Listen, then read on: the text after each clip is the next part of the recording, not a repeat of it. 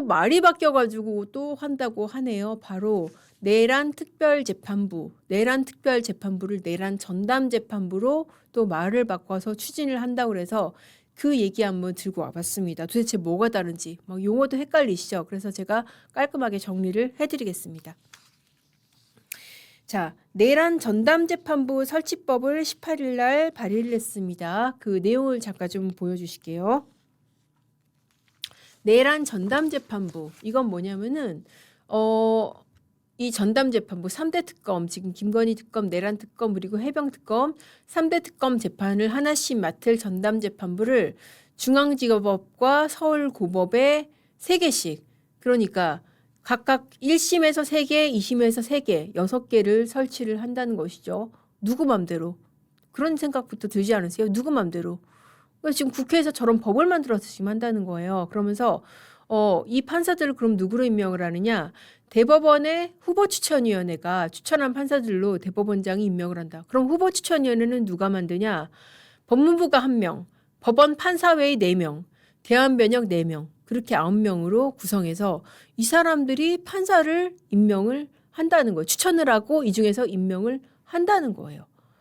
자, 여러분, 아니 법무부, 판사회의, 대한변협 이 사람들이 뭐라고 판사를 임명을 하죠? 그리고 앞서서도 무슨 뭐 몇 명 나눠가지고 판사 임명한다 그런 거 있었잖아요. 그걸 제가 비교를 해드릴게요. 자, 이번에 내놓은 내란 전담재판부는 법무부 1명, 판사회의 4명, 대한변협 4명입니다. 그런데 앞전에 그러니까 7월 달에 발의를 했던 법 내란 특별재판부 그건 뭐냐면은 한번 보여주시겠어요? 국회가 3명, 판사회의 3명, 변협 3명. 그러니까 뭐예요? 달라진 게 지금 국회 3명을 뺀 거예요. 그리고 법무부 1명을 넣고 판사회의 4명, 변협 4명 그렇게 된 거죠. 조삼모사 아닙니까? 그러니까 지금 민주당 주장은 뭐냐면은 자 국회 뺐잖아. 너네가 국회가 재판부 구성하는 게 위헌이라며. 국회 뺐으니까 이거 합헌이야. 지금 그런 논리인데 국회보다 더 위험한 게 법무부 아니에요? 법무부는 누가 임명합니까? 법무부 장관 누가 임명합니까? 대통령이 임명하잖아요. 그 대통령 말대로 듣는 행정부잖아요. 지금 법무부가 들어가고 판사회의 어떤 사람들입니까? 우리가 지난번에 봤잖아요. 지금 대법원 재판 잘못됐다고 판사회의 열자고 하는 그런 사람들이 주축이 되는 게 판사회의입니다. 대한변협 요즘 어떻습니까? 지금 사법부가 이 지경이 되도록 목소리 한번 안 내고 있어요. 대한변협이 과연 공정한 재판부 구성을 할 수가 있겠습니까? 그것도 굉장히 의심스러운 상황인 거죠. 그러니까 지금 333을 갖다가 144로 바꿔가지고 우리 이거 위헌 아니야 라고 하는 게 지금 내란 전담재판부인 것이지요. 어떻습니까? 이러면 위헌성이 해소가 되나요? 택도 아닌 거죠. 무엇보다 사실 어떤 사건을 전담하는 이런 재판부를 만든다는 것 자체가 굉장히 위헌성이 큰 겁니다. 왜냐하면은 사법권의 핵심 중에 하나가 뭐냐면은 무작위성이에요. 그러니까 내가 어떤 잘못을 했단 말이에요. 재판을 받으면은 그게 어떤 판사한테 갈지 모르는 게 그게 당연한 거예요. 그래야지 공정한 재판을 받을 수가 있죠. 그게 아니고 내가 재판을 받으면은 A 판사한테 받는다. 이게 정해져 있으면 내가 어떻게 하겠어요? 무슨 수를 써서라도 집을 파서라도 그 판사하고 친한 그 판사하고 잘 아는 변호사를 선임하지 않겠습니까? 그럼 재판이 공정하게 진행될 수 없겠죠.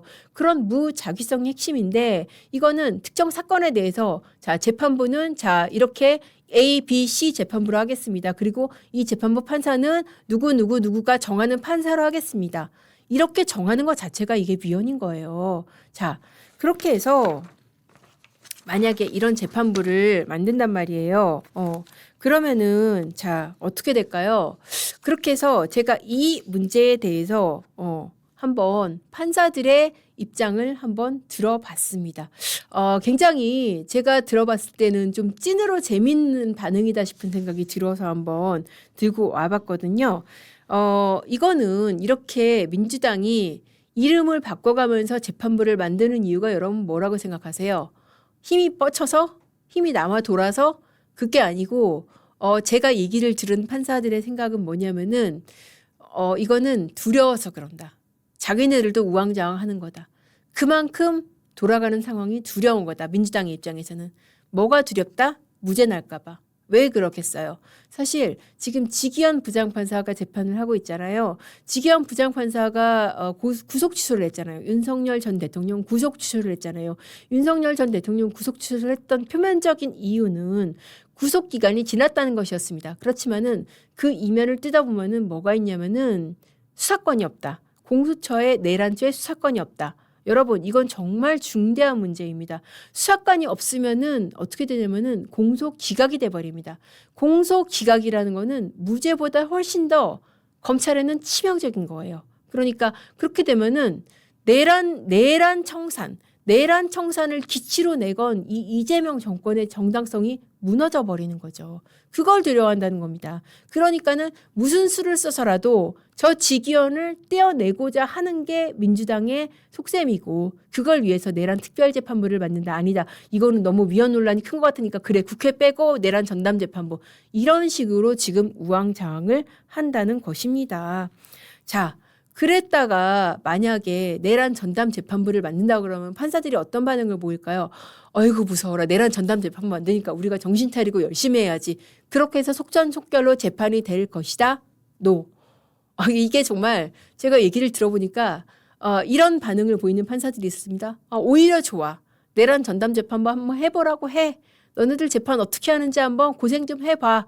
그런 반응을 보여서 그게 왜 그렇게 되는지 왜 그렇게 되는 거예요? 라고 제가 얘기를 들어보니까 뭐냐면은 자, 내란 전담 재판부를 만든단 말이에요. 특별재판부든 전담 재판부를 만든단 말이에요. 그러면은 지금 지기현 재판부 사건 어디로 가야 돼요? 거기로 가야 되잖아요.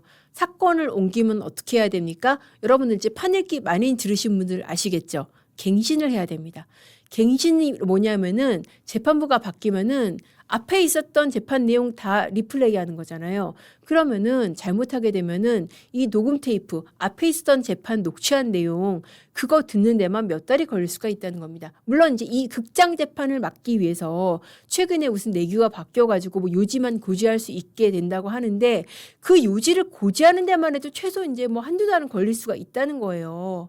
뿐만 아닙니다. 윤석열 전 대통령 안 나오고 있죠. 그러면 안 나오고 있으면은 피고인이 안 나온 상태에서는 재판을 바로 진행할 수가 없기 때문에 몇 번 더 안 나오길 기다려야 됩니다. 이런 것도 시간 걸리죠. 그러니까 그 얘기를 들어준 판사가 저한테 뭐라 그러냐면은 양 기자님, 요즘 이 형사소송법이요. 판사를 정말 학대하는 시스템이에요. 판사들이 얼마나 고생하는지 아세요? 이렇게 피고인이고 어느 한쪽에서 뻗어버리면요. 몇 달이고 극장재판해야 돼요. 몇 달이고 녹취록 들어야 되고 계속해서 공전되고 이런 시스템인 거 저 사람들이 모를 거예요. 그런 얘기를 하더라고요. 그래서 만약에 내란 전담재판부, 내란 특별재판부 만들어가지고 현직 판사가 아닌 뭐 어떤 뭐 민변이나 참여연대 이런 데 거친 이런 판사들이 들어온다? 그러면은 정말 몇 달도 못 버티고 나갈 것이다. 그런 얘기를 하더라고요. 우리나 하니까 참고 있지. 직업 법관이나 하니까 정말 그 시커먼 법보 있고 정말 말도 아닌 소리 들어주고 몇 달씩이나 이렇게 참고 있고 그렇게 하지. 바깥에서 그냥 시원하게 그냥 속전속결해서 유죄 판결 내려버릴 줄 알고 온 사람들은 못 버틸 거다. 그런 얘기를 했었습니다. 한번 와서 해보라고 하세요. 오히려 좋아. 내란 특별재판부, 전담재판부 한번 와서 해보라고 하세요. 한번 지금 형사소송 시스템이 얼마나 갱신정찰을 엄격하게 해놨는지 얼마나 판사를 골탕 먹이는 시스템인지 한번 와서 겪어보라고 하세요. 특히 제가 지난번에 말씀드렸죠. 내란 특별재판부 이거 잘못하면은 판사 자격이 없는 일반인이 판사가 될 수도 있다. 김어준 재판부가 될 수도 있다. 김어준이 판사가 되면 와서 한번 갱신절차 한번 해보라고 하세요. 뭐 그런 얘기까지도 하더라고요. 그래서 오히려 좋아. 그런 반응이 나왔었고요. 자, 그리고 이 얘기도 재밌어서 한번 들고 와봤는데 자, 그러면은 판사들은 언제까지 이렇게 당하고 있을 것인가? 지기현 판사 저렇게 조금 지청구 당하듯이 이렇게 당하고 있을 것인가? 그거는 아닐 뿐이다. 그거는 아닐 것이다. 알바트로스님 뭐 이런 얘기 하시네요. 맞습니다. 이런 의견도 있을 수 있어요. 그러니까 뭐 저보고 와, 왜 이렇게 순진하냐. 민주당은 다음 대선 때까지 질질 끄는 게 목적인데 맞아요. 그러니까 이건 뭐 제 생각일 수도 있고 뭐 그렇게 얘기하는 판사님이 순진한 생각일 수도 있고 그런 측면이 있는 것도 맞아요. 그러니까 이거는 재판의 결론을 내는 게 목적이 아니라 다음 대선까지 끌어가지고 어쨌든 내란 청산 이 정권은 내란으로 탄생한 이런 정권이다. 이 프레임을 갖고 가는 게 목적일 수 있습니다. 근데 어쨌든 이 속전속결이라는 자기네 주장에 비춰보면은 내란 특별재판부는 이거는 완전히 패착이고 의도하는 거하고 완전 반대의 결과를 가져오는 그런 재판부라는 거 이제 말씀을 드리고 싶고요. 이 내란 특별재판부 인민재판이고 이거는 정말 뭐 위헌 판결 충분히 나올 수가 있습니다. 그리고 이게 어떻게도 갈 수 있냐면은 만약에 이게 지금 내란 전담 재판부를 만든단 말이죠. 그러면은 대법원이 여기에 대해서 권한쟁의를 할 수가 있습니다. 판사들이 그렇게 얘기를 하더라고요. 권한쟁의가 뭐냐면은 대법원 입장에서 봤을 때 이거는 국회가 우리 권한을 침해한 거야. 무슨 권한? 이 재판부를 구성하고 이 판사를 배치할 권한을 침해한 거야. 라고 권한쟁의를 하게 되면은 이것도 몇 달 갈지 모르는 거야. 왜냐하면은 이 권한쟁의 결론이 날 때까지 재판이 멈춰질 수가 있다는 것이죠. 가처분을 통해서. 그렇기 때문에 결코 신속한 재판을 위해서는 완전 반대의 방향이 이 내란 특별재판부고요. 지금 말씀대로 질질 끄는 게 목적이라면은 맞아요. 그거를 도입하는 게 맞을 수가 있습니다. 그런데 질질 끄는 거에 또 하나의 함정은 문재인 정권이 그러다가 망한 거잖아요. 이 내란 지금 그 적폐청산 이거 오래 가다가 망한 거잖아요. 하는 거 없이 적폐청산 가져가다가 그러니까 그도 저도 결코 민주당한테 유리한 그 택이 아닐 수가 있고 또 하나 이거 하나 지금 짚어드리고 싶었어요. 그러니까 이것도 재밌어서 갖고 와봤는데 판사들이 가만히 있을 것인가? 아닐 수 있다. 그러면서 이제 한 판사가 저한테 이런 얘기를 들려줬습니다. 모택동의 16자 유격 전술. 16자 유격 전술 한번 보여드릴게요. 이게 뭐냐면은 적진아퇴, 적주아요, 적피아타, 적퇴아추. 말이 어려운데 모택동이 이 16자의 유격 전술로 적을 패퇴를 시켰다는 겁니다. 적진아퇴. 뭐 오랜만에 지금 한자 나오네요. 한자 공부 한번 하실게요.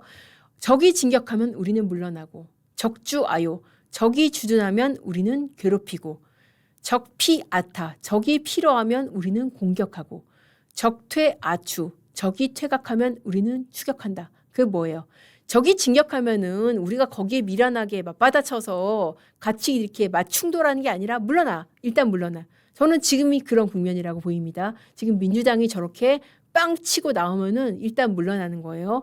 적이 주둔을 해. 그러면은 가만히 있어. 그럼 그때 가서 괴롭힌다는 거예요. 적이 주둔하다가 필요해. 그때 가서 공격을 한다는 것이죠. 그리고 필요하다가 물러나. 그러면은 그때 추격해서 적을 퇴각시킨다. 적을 몰살한다. 자, 여러분. 이런 계획이면은 뭐가 떠오르세요? 저는 이게 떠오르는데요. 지금 이재명 대통령의 재판은 어떻게 돼 있습니까? 다 멈춰 있죠. 재판이 없어진 게 아니에요. 멈춰 있습니다. 자, 지금 어떤 상태예요? 그러니까 물러나 있는 상태예요.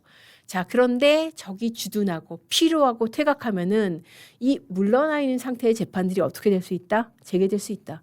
저는 그런 가능성 충분히 있다고 보입니다. 어떻게 보면은 물론 저한테 이 얘기를 해준 이 판사님이 그런 재판을 담당하는 판사는 아니지만은 판사들의 마음속에 하나쯤은 가지고 있는 그런 생각이 아닐까 싶은데요. 그렇지 않습니까? 우리가 지금은 이렇게 아무 말도 못하는 것처럼 속된 말로 째져 있지만 지금 이게 다가 아니다. 너네들 언제가 힘을 잃게 되고 레임덕이 오게 되면은 우리 다시 재판 재개할 수 있다. 저는 그런 목소리로 읽히더라고요. 그게 법적으로도 충분히 가능한 게 헌법 84조에 따라서 재판을 멈춘 거잖아요. 근데 헌법 84조의 해석이 대법원에서 확립된 게 아닙니다. 해당 재판부의 해석입니다. 그런데 해당 재판부가 지금 천년 백년 갈 거냐? 인사이동으로 바뀌죠. 그러면 인사이동으로 바뀐 판사의 생각은 다를 수 있지 않습니까? 그런 가능성 앞으로 좀 지켜보시죠.